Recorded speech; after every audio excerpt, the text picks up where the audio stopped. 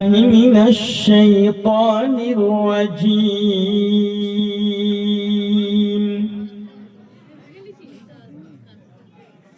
بسم الله الرحمن الرحيم.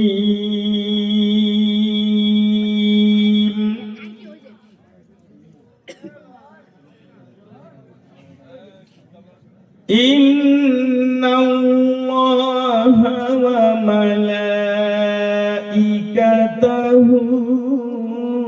يصلون على النبي يا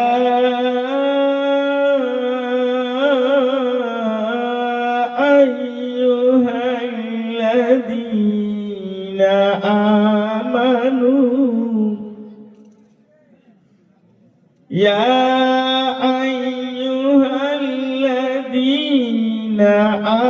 آمنوا صلوا عليه وسلموا تسليما. صلى الله عليه وسلم. بسم الله الرحمن الرحيم.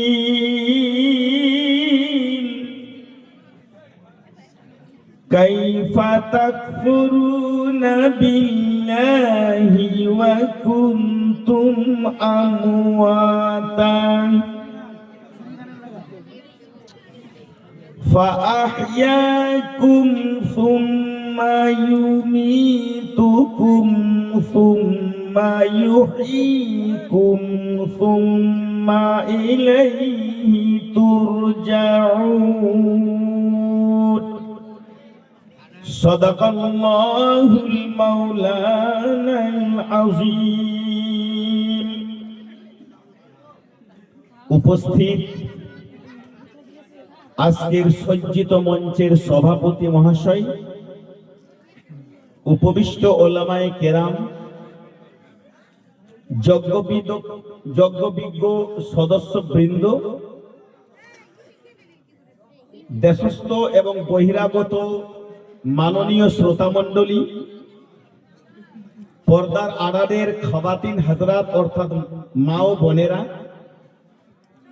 এবং যিনারা বাইরে দাঁড়িয়ে রয়েছেন সকলকেও আমি আমার হৃদয় ভরা সালাম অভিনন্দন পেশ করছি। আপনারা আমার সালামের উত্তর দেবেন। আসসালামু আলাইকুম ওয়া রাহমাতুল্লাহ। উত্তর দিয়েছেন তো? যাবতীয় প্রশংসা মহান করুণাময় আল্লাহ তাআলারই নিমিত্তে, যিনি আপনাকে আমাকে গোটা কায়নাতকে ক্রিয়েট করেছেন।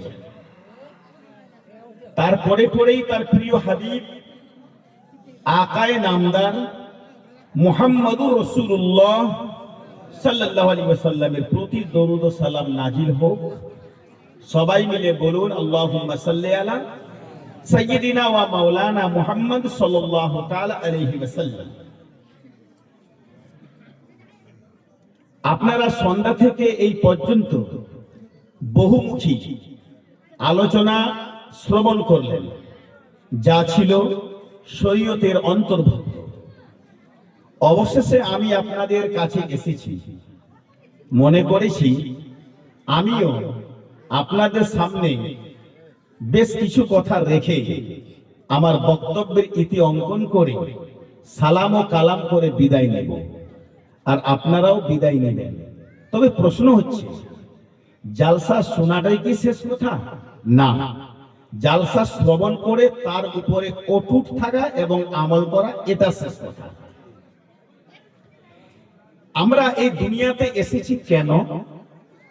আল্লাহ তাআলা পবিত্র কোরআনুল কারীমের মধ্যে স্পষ্ট ভাষায় বলছেন। কি বলছেন? ওয়ামা খালাকতুল জিন্না ওয়াল ইনসা ইল্লা লিয়াবুদুন। মা বোন, আপনারাও শুনুন, কাজ দিবে।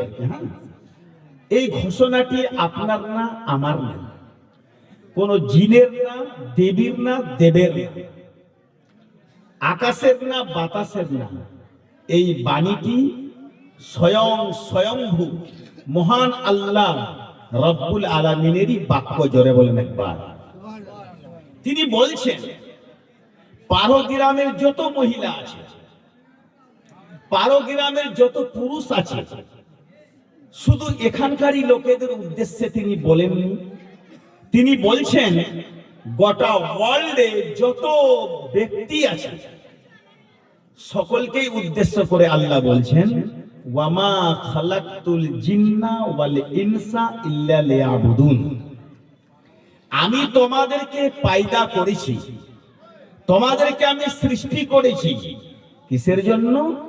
আমার ইবাদতের জন্য। জোরে বলেন সুবহানাল্লাহ। কিসের জন্য ভাই? ইবাদতের জন্য। এখন প্রশ্ন হলো, যদি সব সময় একজন মানুষ ইবাদত করতেই থাকে, সব সময় নামাজ পড়তেই থাকে, সব সময় যদি লোকটা ইবাদতেই মগ্ন থাকে, তাহলে হাল চালাবে কখন? লাঙ্গল বাইবে কখন? অফিসে যাবে কখন? আদালতে যাবে কখন? নাকি এলআইসিতে যাবে কখন? ব্যাংকে যাবে কখন? তো যদি সব সময় ইবাদতই করা হয়, তাহলে এইগুলো জিনিস করার তো সময় পাওয়া, কথা বলুন, সময় পাওয়া যাচ্ছে না। আল্লাহ বলছেন তোমরা ঘাবড়ায়ো না। জোরে বলে তোমরা ঘাবড়ায়ো না। কোরআন শরীফের অন্য একটি চ্যাপ্টারে আবার লিখেছেন, আল্লাহ তাআলা বলেছেন ইন্নাস সালাতা কানাত আলাল মুমিনিনা কিতাবাম মাওকুতা। এর বাংলা মানে কি ভাই? নামাজ সময়ে সময়ে, নির্দিষ্ট সময়ে মুমিনদের উপরে ফরজ করা হয়েছে। তাহলে আমরা এবার হাদিস থেকে জানতে পারছি যে নামাজ কখন কখন ফরজ করা হয়েছে। সকালে মাত্র 4 রাকাত। মা বোন শুনবেন, সকালে মাত্র 4 রাকাত। তাহলে এই 4 রাকাত পড়তে কত মিনিট লাগে? ধরুন 7 থেকে 8 মিনিট ধরেই নিলাম। আচ্ছা, জোহরের সময় একটা টাইম ধার্য করা হয়েছে, যেটাকে বলা হয় জোহরের নামাজ। কত রাকাত নামাজ আছে ভাই? কথা বলুন একটু। 12 রাকাত ধরে নিলাম। 12 থেকে 13 থেকে 14 মিনিট হলো। চলে যান আপনি আসরের সময়, কত রাকাত আছে? 8 রাকাত আছে। ধরে নিলাম আমি 10 মিনিট। মাগরিবের সময় কত রাকাত আছে ভাই? 7 রাকাত। ধরে নিলাম আমি 8 থেকে 9 মিনিট। ঈশার সময় কত রাকাত আছে দাদা বলুন? বলেন না, কথা বলেন। 17 রাকাত। ধরে নিলাম আমি 20 থেকে 22-23 মিনিট। এই টাইমগুলো না, এই টাইমগুলোকে যদি আমরা যোগ করি, তাহলে আমাদের 75টি মিনিট আসছে। কত বললাম ভাই? 75 মিনিট। আচ্ছা, 75 মিনিট আপনি বাদ দিন, আপনি 80 থেকে 85 মিনিট নিন, তাতে কোনো আপত্তি নেই। দিন রাত কত ঘন্টা হয় কথা বলুন? 24 ঘন্টা হয়। 24 ঘন্টার মধ্যে আপনি 75 মিনিটকে মাইনাস করে নেন, ঠিক কিনা দাদা? তাহলে কত রয়ে যাবে বাবু বলো তো? 24 ঘন্টা থেকে 75 মিনিট বাদ, তাহলে আপনার 23 ঘন্টা, কত? 23 ঘন্টা 15 মিনিট মনে হয় নাকি? 22 ঘন্টা 45 মিনিট, তাই না? এই 22 ঘন্টা 45 মিনিট আপনার ঘুমানো, এই টাইমে কলম ধরা, এই টাইমে স্কুল যাওয়া, এই টাইমে লাঙ্গল চালা, এই টাইমে টাকা কামানো, এই টাইমে বিল্ডিং দেওয়া, এই টাইমে ঘর বাড়ি বানানো, এই টাইমে মারুতি কার চালানো, এই টাইমে প্লেনে চড়া, এই টাইমে হিন্দুস্তানে যাওয়া, এই টাইমে পাকিস্তানে যাওয়া, এই টাইমে বাংলাদেশ যাওয়া, এই টাইমে কাজাকিস্তানে যাওয়া, এই টাইমে তুর্কিস্তানে যাওয়া, এই টাইমে আপনার জার্মানে যাওয়া, এই টাইমে জাপানে যাওয়া। আপনি যাই করুন না কেন, আল্লাহ তাআলা বলেছেন এই টাইম আমি তোমার ধরব না, আমি তোমার ধরব। ইন্নাস সালাতা আলাল মুমিনিনা, কথা বলুন, ইন্নাস সালাতা কানাত আলাল মুমিনিনা কিতাবাম মাওকুতা। যে সময়ে সময়ে নির্দিষ্ট যেটা তোমাদের নামাজ ফরজ করা হয়েছে ওইটুকু তোমরা আদায় করে নাও, আমি খুশি হয়ে যাব। জোরে বলেন সুবহানাল্লাহ। কোরআন শরীফে লেখা আছে, রুস্তুম ভাই দিয়েছেন 500 টাকা, ধ্যান দিবেন। কোরআন শরীফে লেখা আছে, হ্যাঁ মেম্বার সাহেব তিনি আর কি, কোরআন পাকে আল্লাহ বলছেন ফান্তাশিরু ফিল আরদ, তোমরা ইবাদতের পরে তোমরা জমিনের উপরে বেরিয়ে যাও। তার মানে তোমরা ইনকামের জন্য বেরিয়ে যাও, রোজির জন্য বেরিয়ে যাও।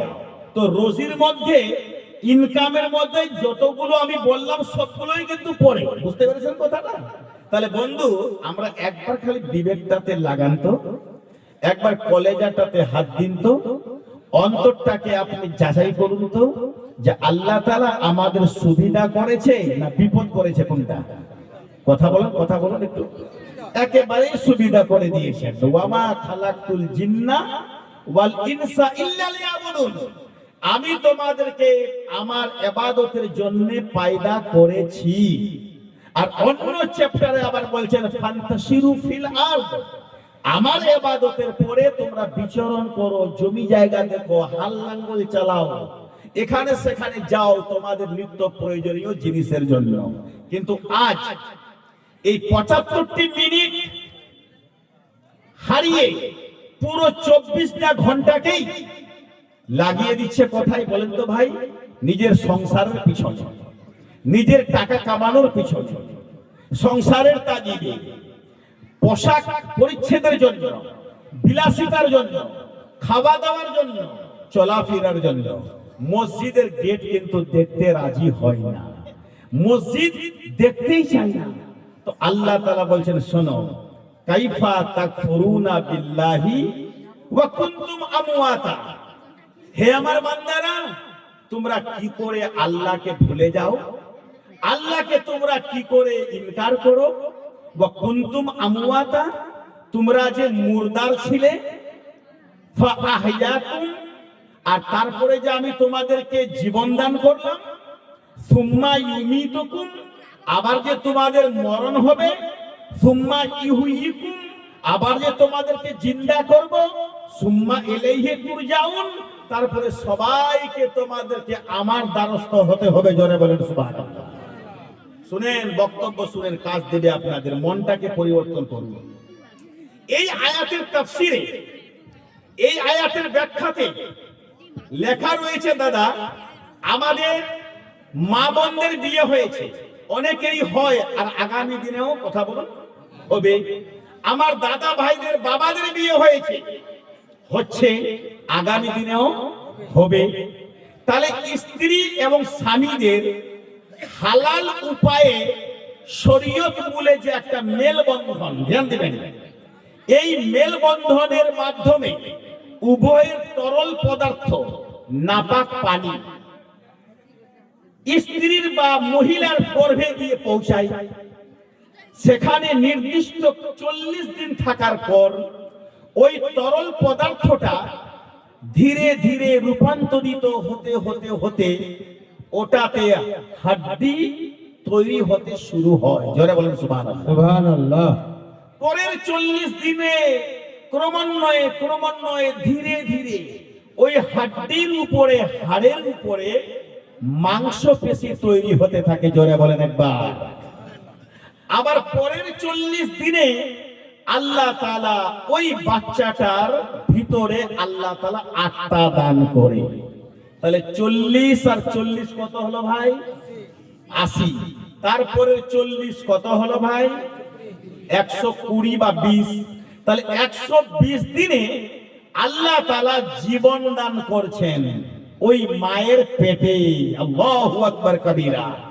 এই জিনিস মায়ের পেটটাকে উদ্দেশ্য করে আল্লাহ তাআলা পবিত্র কোরআনের মধ্যে ঘোষণা করলেন, কাইফা তাকফুরুনা বিল্লাহ, এই পারহ গ্রামের লোকেরা।